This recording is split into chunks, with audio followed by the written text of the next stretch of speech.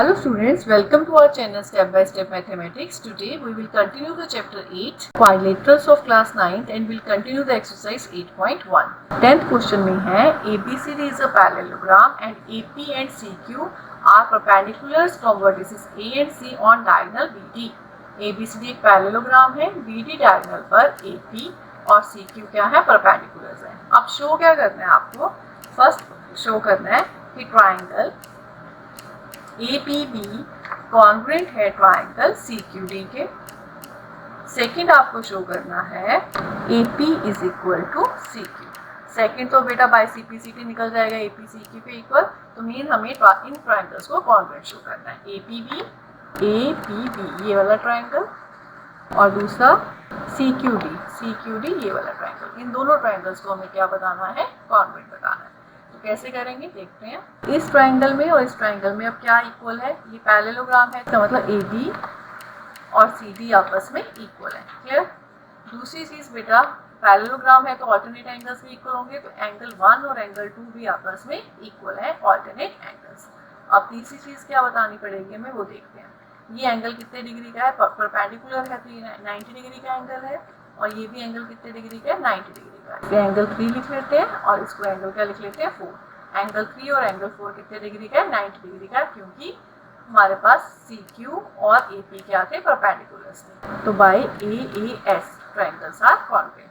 तो लिखते हैं इसको. In triangle APB and triangle CQD आपके पास क्या आएगा, AB is equal to CD, opposite sides of parallelogram. Next, angle 1 is equal to angle 2, alternate interior angles. And next, angle 3 is equal to angle 4, each 90 degree.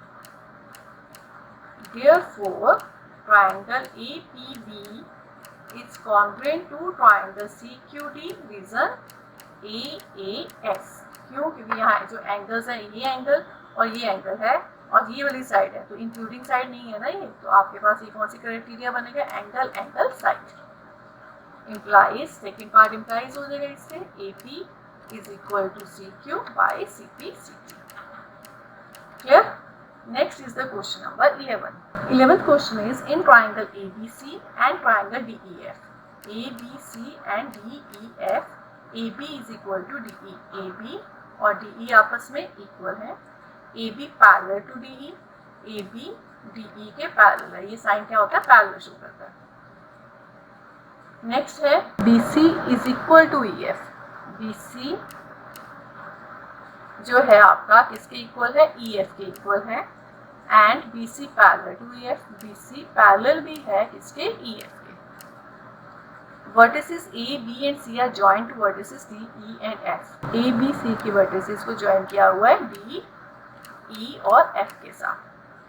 अब show क्या करना है आपको, first part में आपको शो करना है कि क्वाड्रिलेटरल जो है आपका ABED वो एक पैरेललोग्राम है. इसको आपको ये वाले को क्या शो करना है, पैरेललोग्राम शो करना है.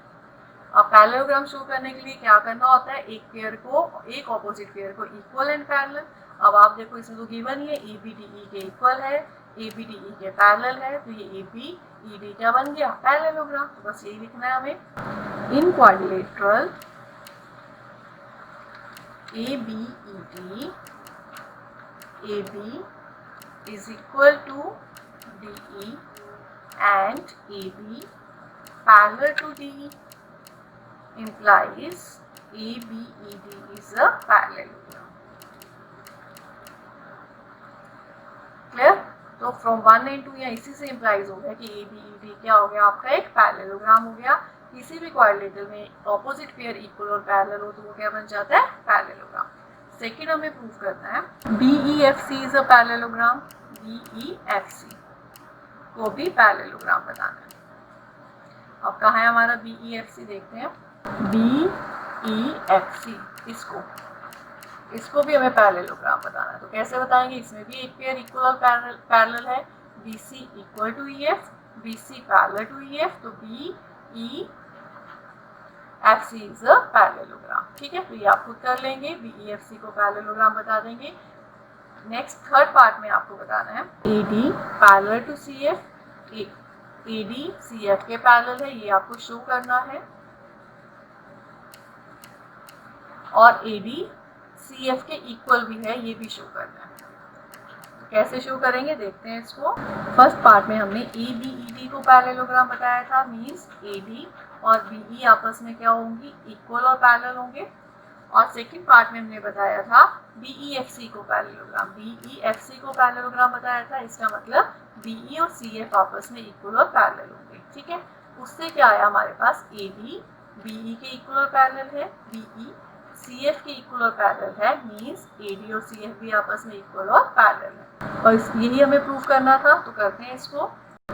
Since ABED and BEFC is a parallelograms, ये पैरेललोग्राम्स हैं, इम्प्लाइज जब ABED पैरेललोग्राम है तो implies BE is equal to AD and BE parallel to AD। This is equation number 1। Also जब BEFC पैरेललोग्राम है तो आपके पास क्या इम्प्लाई होगा, BE is equal to CF and BE parallel to CF। This is equation 2। अब BE AD के equal है, BE CF के इक्वल है, तो AD और CF भी इक्वल आ गए। BE पैरेलल AD के है, BE पैरेलल CF के, तो मीन्स AD और CF भी पैरेलल हो गए, ये हमें प्रूव करना था। तो from 1 and 2 AD parallel to CF and AD equal to CF। तो पार्ट में आपको बताना है ACFD is a parallelogram, ACFD parallelogram है, तो अभी पता चल गया हमें CF और AD इक्वल और पैरेलल है, तो ACFD क्या होगा, पैरेललोग्राम ही होगा। विच इम्प्लाइज फोर्थ पार्ट, यही से इम्प्लाई हो जाएगा, विच इम्प्लाइज फोर्थ पार्ट है ACFD इज अ पैरेललोग्राम। अब फिफ्थ पार्ट में आपको बताना है AC और DF आपस में इक्वल है, AC और DF। अब ये पैरेललोग्राम है तो ऑपोजिट साइड्स इक्वल ही होंगे। सिंस ACFD इज पैरेललोग्राम, ये पैरेललोग्राम है, इम्प्लाइज ऑपोजिट साइड्स इक्वल होंगी, AC is equal to DF। और लास्ट पार्ट आपको बताना है, सिक्स्थ पार्ट है ट्राइंगल ABC कॉन्ग्रुएंट है ट्राइंगल DEF के, मीन्स ये वाले ट्राइंगल को इस ट्राइंगल के साथ क्या बताना है, कॉन्ग्रुएंट। अब इसको देखते हैं। AB किसके इक्वल है, आपको बताया था DE के, AB DE के इक्वल, BC आपने EF के इक्वल, ये गिवन था, और AC और DF को आपने इक्वल बता ही दिया, तो by SSS triangles are congruent. In triangle ABC and triangle DEF AB is equal to DE, ये आपको क्या था, गिवन था, और BC is equal to EF, ये भी आपको गिवन था।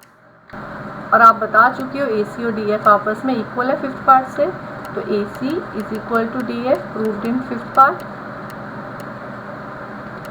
Proved in fifth part implies triangle ABC congruent है ट्राइंगल DEF। रीजन क्या लिखोगे, SSS कॉन्ग्रुएंसी। क्लियर, इसके सारे पार्ट्स हो गए। लास्ट क्वेश्चन करते हैं एक्सरसाइज का, 12th क्वेश्चन। 12th क्वेश्चन में है ABCD is a trapezium, ABCD एक ट्रेपेजियम है in which AB parallel to CD, AB और CD आपस में क्या है, पैरेलल है, and AD is equal to BC, AD और BC आपस में इक्वल है। Show that angle A is equal to angle B, आपको शो करना है ये पूरा एंगल A और B आपस में क्या है, इक्वल है। इसके प्रूफ के लिए हम क्या करते हैं, कंस्ट्रक्शन करते हैं। कंस्ट्रक्शन क्या प्रूफ करेंगे, AD के पैरेलल एक लाइन क्या बनाएंगे, CE, AD के पैरेलल CE ड्रॉ करेंगे, ये हम क्या करेंगे, कंस्ट्रक्शन करेंगे। ठीक है, तो जिन क्वेश्चन में कंस्ट्रक्शन करनी होती है वहां कौन सा सिंबल बना लो आप, स्टार का। ठीक है, आप देखते हैं जब ये लाइन, और जब ये इसके लाइन, अब हमने AD को CE के पैरेलल बनाया, तो हम प्रूव करेंगे कि AB AD को CE के पैरेलल बना दिया, तो बताएंगे पहले कि जो हमारा ADCE है वो क्या बन गया है, पैरेललोग्राम। कैसे? Since AD parallel to EC, AD parallel to EC by construction, और AB पैरेलल है CD के, ये गिवन था, विच इम्प्लाइज जब AB इसके पैरेलल है तो AE भी पैरेलल ही होगा CD के, AE पैरेलल टू CD। किसी क्वाड्रिलेटरल में यदि दोनों ऑपोजिट पेयर आपस में पैरेलल होते हैं तो वो क्वाड्रिलेटरल क्या बन जाता है, parallelogram, which implies ADCE is a parallelogram. अब ये पैरेललोग्राम हो गया। So AD is equal to EC, opposite sides of parallelogram, और हमें गिवन है AD किसके इक्वल है, BC के। तो ये दोनों क्या इम्प्लाई कर रहे हैं कि BC और EC भी आपस में इक्वल है, ये दोनों आपस में इक्वल है। यहाँ हमने लिख लेते हैं एंगल 3, इसको क्या लिख लेते हैं, एंगल 4। अब BC और EC आपस में इक्वल है, which implies angle 3 is equal to angle 4। Angle 3 equal to angle 4 imply क्यों है ऐसा, क्योंकि इन angles opposite to equal sides are equal, angles opposite to equal sides are equal. Angle 3 और एंगल 4 आपस में हमारा क्या आ गया, इक्वल आ गया। अब देखिए एंगल 2 प्लस एंगल 3 क्या कितना सम होगा, 180, लीनियर पेयर, और एंगल 1 और एंगल 4 का सम भी कितना होगा, 180, क्योंकि को इंटीरियर एंगल्स, ये एंगल 1 और एंगल 4 क्या बन रहे हैं, को इंटीरियर एंगल्स। जब लाइंस पैरेलल हो, ये ट्रांसवर्सल हो, तो इन दोनों का सम कितना होता है, 180। तो AD और CE पैरेलल है, तो इन दोनों का सम भी कितना होगा, 180। तो इसको लिखते हैं angle 1 plus angle 4 is equal to 180 degree, angle 2 plus angle 3 is equal to 180 degree. यहाँ रीजन लिखा हमने को इंटीरियर एंगल्स, और इसका रीजन है लीनियर पेयर। इसे आप लिखो 1, इसको लिखो 2, दिस इज अ 3। अब एंगल 3 एंगल 4 के इक्वल है, मीन्स ये दोनों आपस में इक्वल है, तो इसका मतलब एंगल 1 और एंगल 2 भी क्या होंगे, इक्वल होंगे। फ्रॉम इक्वेशन 1, 2 एंड 3 हमारे पास क्या आ जाएगा, एंगल 1 और एंगल 2 आपस में इक्वल, और angle A is equal to angle B। यही फर्स्ट पार्ट में प्रूव करना था। अब सेकंड पार्ट देखते हैं इसका। सेकंड पार्ट में हमें प्रूव करना है angle C is equal to angle D। C और D एंगल को इक्वल बताना है, तो C को हम पूरे लिख लेते हैं एंगल 5, और इसको लिख लेते हैं एंगल 6। अब हमें इन्हें इक्वल बताना है, तो कैसे बताएंगे, angle 3 equal to angle 5, alternate angles बन रहे हैं, ये BE और DC पैरेलल है, BC क्या है, ट्रांसवर्सल, तो 3 और 5 क्या होंगे, ऑल्टरनेट एंगल्स। तो angle 3 is equal to angle 5, आप क्या लिखोगे, रीजन ऑल्टरनेट इंटीरियर एंगल्स, और angle 6 is equal to angle 4, opposite angles of parallelogram are equal. तो यहाँ क्या लिखोगे, ऑल्टरनेट इंटीरियर एंगल्स, और यहाँ क्या लिखोगे, opposite angles of parallelogram are equal. We note angle 3 equal to angle 4 हमने प्रूव किया था, एंगल 3 और एंगल 4 आपस में इक्वल अभी प्रूव किए थे हमने।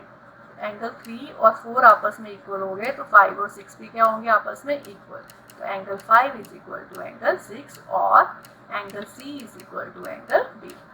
क्या किया, फिर से देखते हैं। एंगल 3 और एंगल 5 ऑल्टरनेट एंगल्स, ये आपका बेटा दो लाइंस पैरेलल है, क्लियर। ये क्या बन गई आपकी, एक ट्रांसवर्सल बन गई BC। तो ये एंगल और ये एंगल क्या होंगे, ऑल्टरनेट एंगल्स। तो एंगल 3 और एंगल 5 आपस में इक्वल।